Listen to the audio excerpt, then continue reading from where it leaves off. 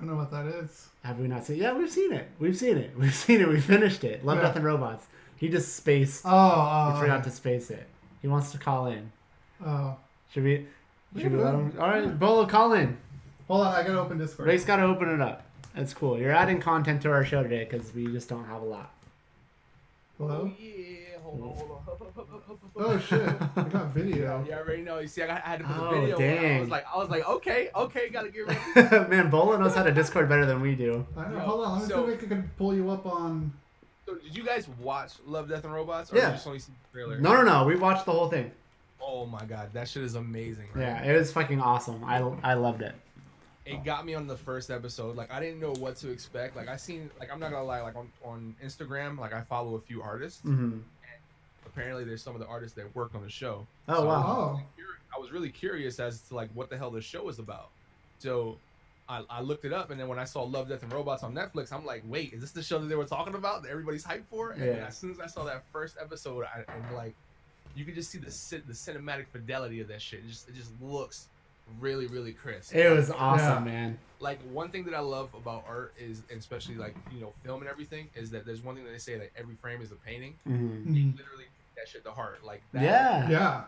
whole scene, every single angle is meticulously like set to just be visual, like just like awesomeness. Like, when you see it, you're just like, oh, that like somebody. It's not just somebody, like, you know, when you're taking like a photograph or you're taking a video of some shit, it's way easier. Yeah. You know, but when you're actually like making some CGI, somebody fucking sat there and crafted that little, you know, sweat drop, or they crafted that little yeah, dude. Fucking like that blade of grass was made by somebody. Like, right. Somebody actually sat in front of a computer, was like, I want to make this grass be the best grass. Dude, I hear you, man. It blows my mind. I honestly, I don't think I've seen anything that looks like that ever. Like, I mean, it looks amazing. It's some of the best animation I've ever seen. The fact that a lot of times you could watch an episode and you're like, fuck, is this animated? I think there is one episode that does have real people, but just, it looked beautiful. And I don't know, like, I'll never have that. I don't have that talent. So I completely commend people that are able to do that and make that blade of grass absolutely fucking perfect. Right. Literally, like, once you, like, there's people that like watch it and yes, it's entertaining, but once you start getting that appreciation for the craft of that somebody actually like took their time to make it, it makes it that much more impressive as a piece of work. Yeah. So the other thing that got me too on the show as well, because you guys remember everybody knows the first episode. The first episode is the fucking like battle arena with like the chick with like, she gets like Gordon. Like, it's like mad violent and shit. Right. But did you, not to interject, did you actually, Rick pointed this out to me, did you hear that story where apparently the first episode was not the same for everybody? For real? Yeah, Netflix, they said it had nothing to do with your viewing habits. I don't know what they based it off of, but I don't know if it could have been anything, but it was either, like, we all got the same first episode because it's exactly what you're saying. It's the battle shit with the chick, like... Yeah. That was my first episode. That was Rick's. That was yours. But apparently, like, Rick sent me the article, and it's from Netflix. Like, Netflix confirmed it that not everybody had that as their first. So that's actually pretty fancy, because that strikes conversations between people where they're like, that first episode, they're like, the robot and the cat. No. That's not the episode that I seen first. Yeah, exactly. So I thought that was really interesting. Yeah. The other thing that got me too was the storytelling. Like, a lot of movies and film and, you know, shows, they have a really hard time captivating you to the point where you really care about characters. Yeah. Like, you could watch a whole season of a show and not care about certain characters. But this whole fucking series, like, every episode, whether it be just like that one character in the beginning that you see, like the farm. Oh yeah. Oh, I love that one. And the bot and shit. I love that. They need to make that a video game. That's what they need to do. Yeah, that would be rad. Like, you know, everybody has their little mechs and you're defending. It's like a little base. You know, you got your little farm, and they just keep sending waves of enemies.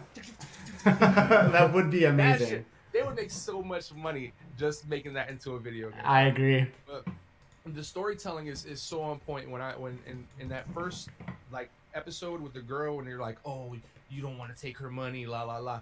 They really built the characters to be lovable. Like, you really care about them. Yeah. In that first 5 minutes, they only have 15 minutes for your attention. Yeah, which is amazing.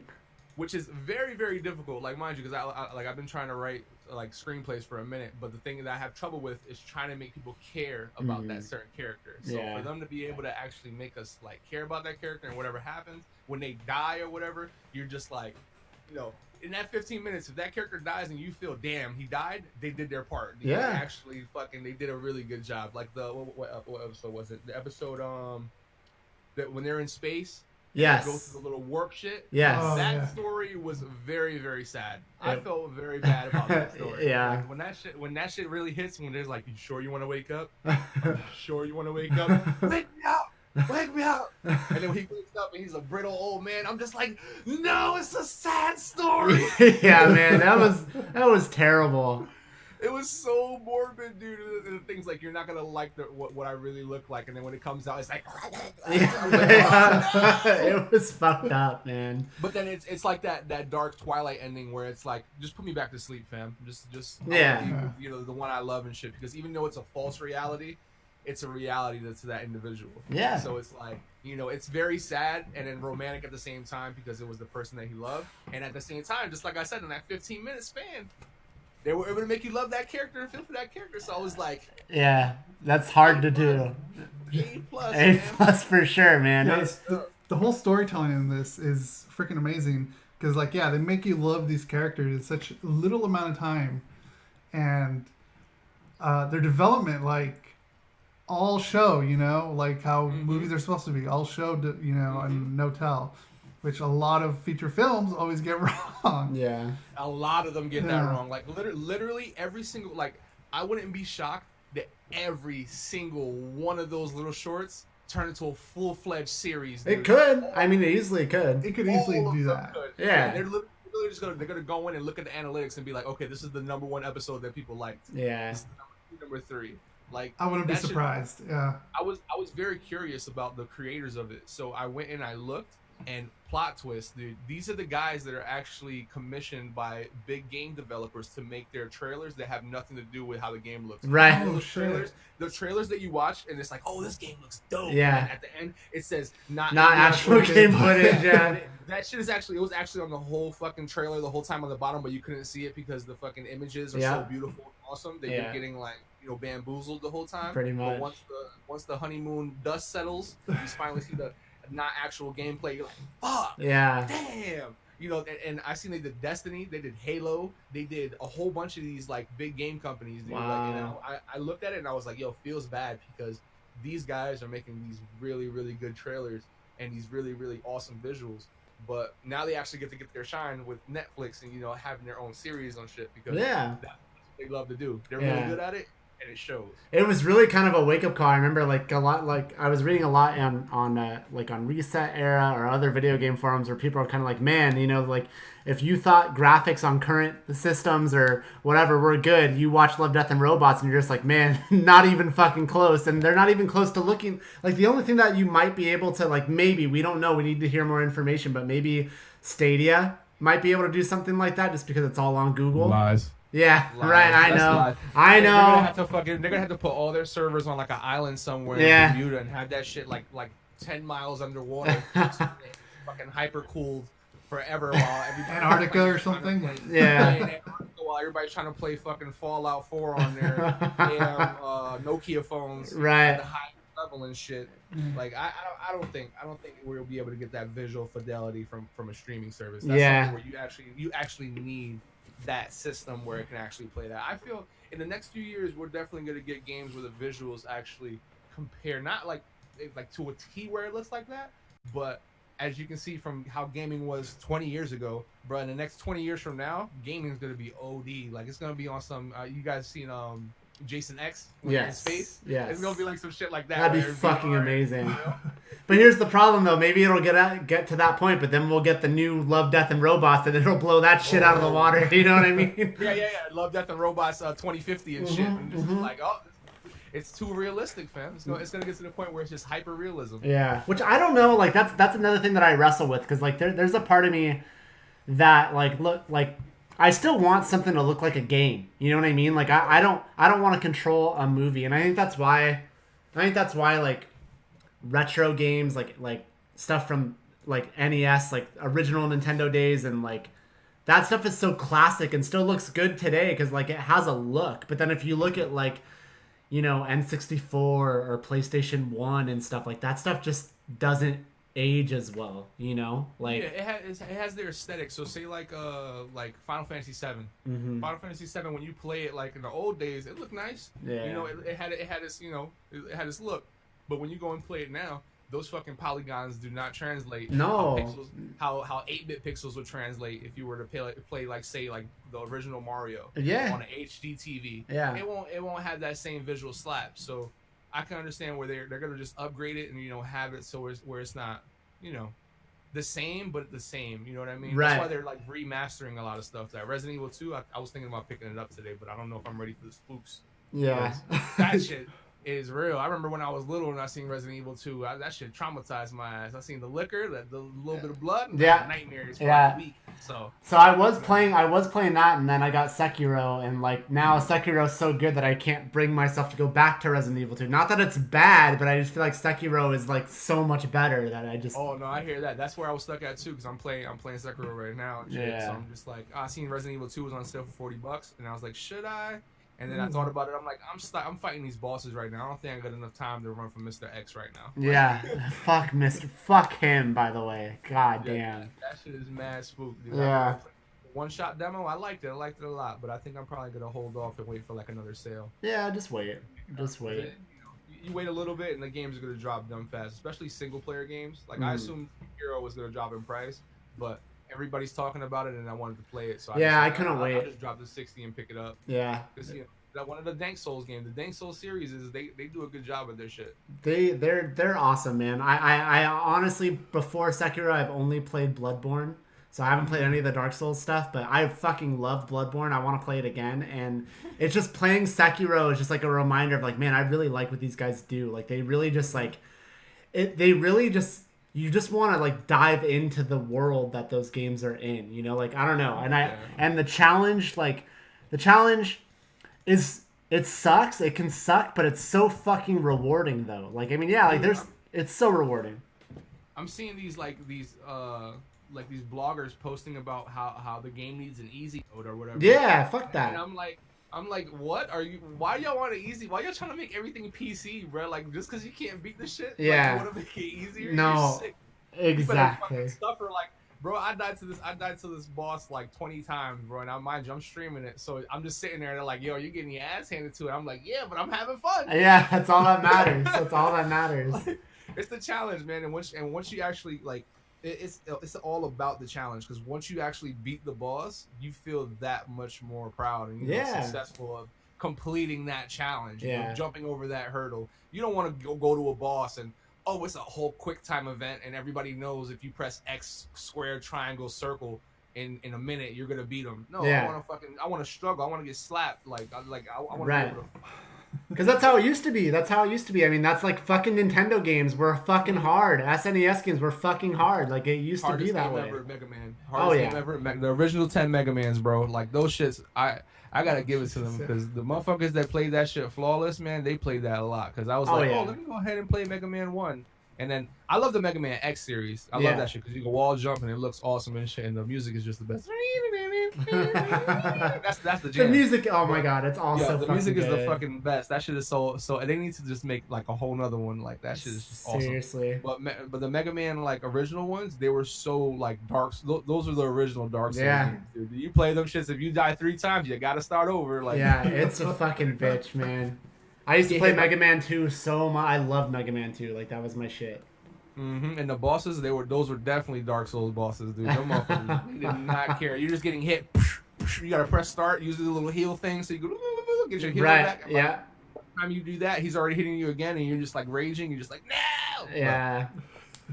It's an appreciation for it. Yeah, absolutely. It's not for everybody, and I get it, but I mean, yeah, man, like there's so much, and it's not that the games are just hard just to fucking be hard. I mean, yeah, like they can be. They have some stuff that's unforgiving, but the world I think is also just really like I love the vibe and the feel of Bloodborne, and Sekiro, like same fucking deal, man.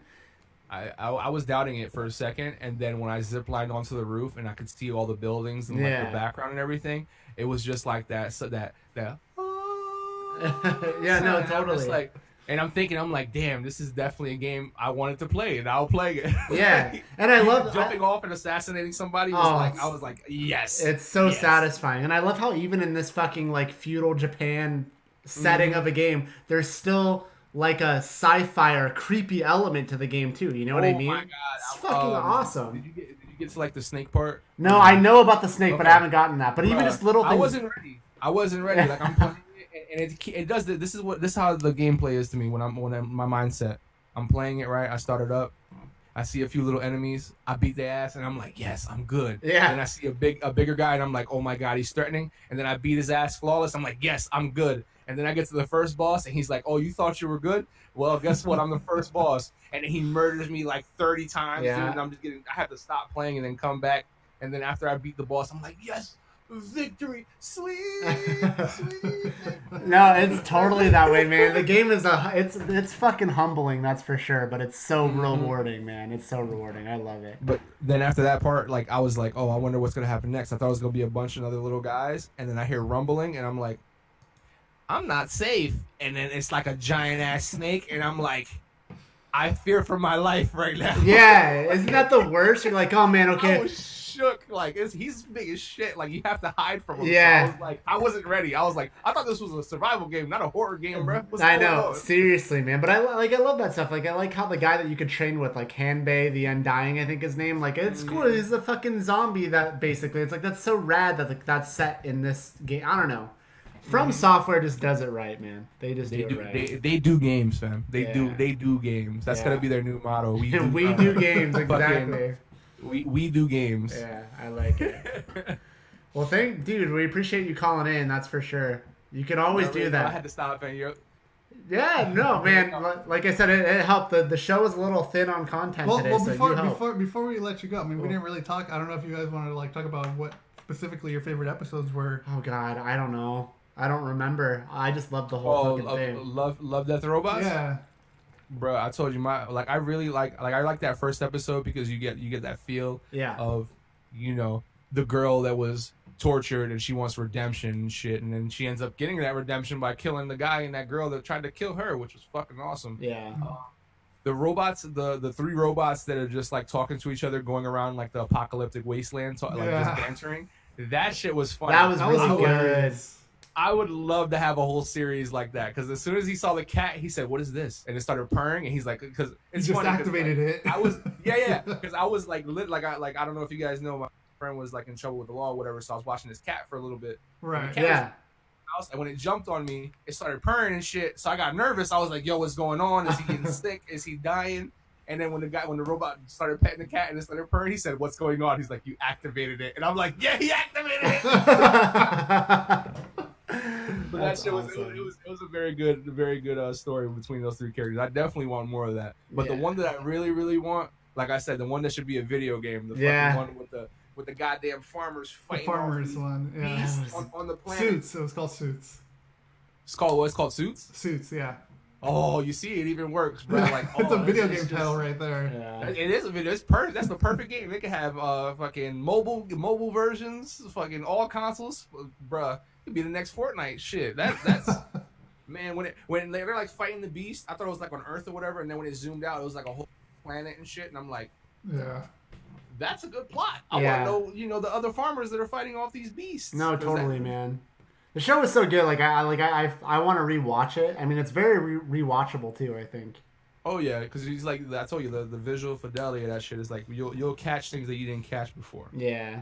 That first, it got me in that first episode when they were walking into the arena and the light hit them and the neon was going off, and I'm like, oh, look at this, it looks so nice. Yeah. Like they put time and effort into that, man. Absolutely. Yeah, one of my favorite, like my top favorite episodes were definitely Suits. That one, and the one, I don't remember what it was called, but it was the one where the girl sees the murder. Oh yeah, that's a good one too. That's a trippy one. That right was there. such a trip. For that was epic. Mm-hmm. It was like a not like shell shading, but it was like not like laggy, but the frames were cut a little more. Yeah. So it's like it wasn't like a full, you know, fluid motion. It was just like that chop, but you could still go along with the story. But that twist, like that ending, and it were like flipping, I was just like, okay, Yeah. Like it's really mind blowing. Like it needed more context. That shit was trippy. Yeah, it was good. I like how every episode. I mean, a lot of stuff was similar, but every episode, like, they didn't just lean on one art style. Like, not only are the stories different, but they gave us a lot of different looks, and I think that's really cool. Because they could have just been like, "Hey, this show's called Love, Death, and Robots, and here's 18 Love, shorts." Death, and Robots. No, yeah, exactly, and here it is, and like same art style, but they changed it up, and I think that's even cooler. Like, what's that? The one episode with the fishes. Where they were stuck in the desert. Oh, the sales guy. Yeah. I wasn't ready for that, and then I was watching it, and then he's like, "Yeah, this is kind of getting dry." I'm like, "Wait for it, bro. The mind fuck is coming." And then when the fishes are going around, and he like goes into it and starts turning into it, I'm like, "What is this guy doing?" And the shark came out. Yeah. I said, "That shark's gonna eat you." And it ate him, and I was like, "Fuck! I didn't want it to happen, but I called it." But it did. That was a fucking rad episode too. Yeah. The look. It's all about those visuals, man. It looks gorgeous. That's it. It's like once you watch it, you'll like, if somebody hasn't watched it and then they're gonna watch it, they're gonna be like, I can see why people loved it. Yeah. It's just Easily. it's beautiful. Everybody it's should check it Pixar out. shit. No, It's not like at that. all. It's like a Tarantino Pixar. That's what it is. Tarantino Pixar. That's a good call. It's a good call. That's what it I is. think that's the Yeah. title of our episode. Tarantino Pixar. That's the next episode. All right, dude. Oh, shit. Well, all right, fellas. I mean, it was great being on here again, like always. Yeah. She'll be in the chat. You're always welcome. All right, man. All right, See ya. take it easy.